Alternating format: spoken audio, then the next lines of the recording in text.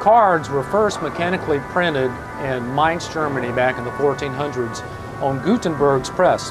And that's also where Bibles were first mechanically printed. And playing cards that you buy normally have like 365 dots on the back of the cards. But sometimes you buy cards and they have like the image of a business or the image or logo of a product or something like that. But normally whenever you buy a deck of cards, it has like a bunch of spots on the back, and they say it's like 365 dots. But it's not important to know that or use that information to do this card trick.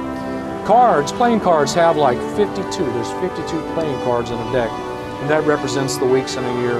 And also, all the cards in a deck, they're either red or they're either not red.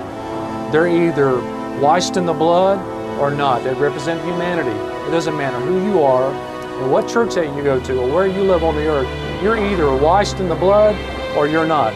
So the playing cards represent all of humanity. We're going to do a card trick called the third day. And we have here an ace. We're going to use the ace as a representative of Jesus Christ. In these cards, there is no one. The ace can be a 1 or it can be above the king. Jesus Christ was King of Kings and Lord of Lords.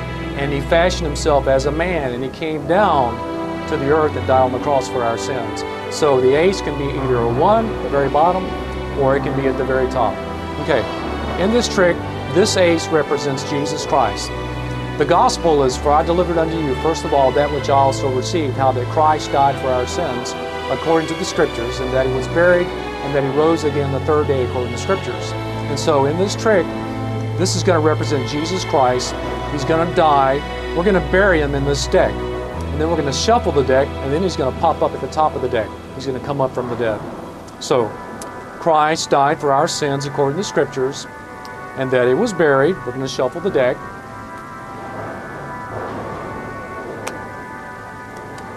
Shuffle it some more. I like to shuffle about 6 or 7 times. It doesn't matter how many times you shuffle because it always works. It always comes out right if you know what you're doing. And it's really a simple trick. And Christ died for our sins according to the Scriptures, and that he was buried, and that he arose again the third day according to the Scriptures. I'll do it again. Christ died for our sins according to the Scriptures, and that he was buried. You start cutting the deck and shuffling the deck.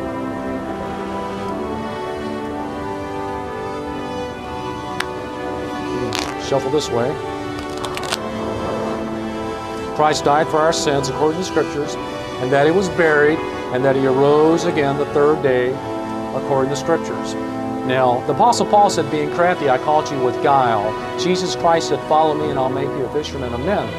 And this little trick can be used like bait. You can put it in your tackle box and use it to start a conversation. Sometimes you might be in an airport or in an airplane or in a foyer area of a hotel, and you're sitting there with nothing to do and you want to witness somebody. Sometimes you pull a Bible out and their defenses go up.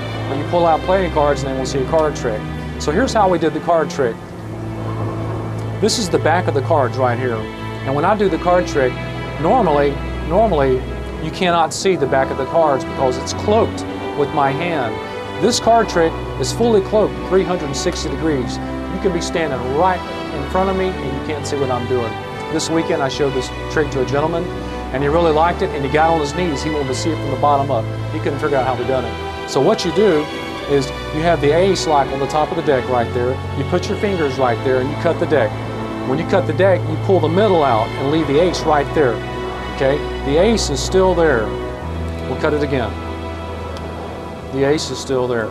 No matter how many times you cut it, it's still there.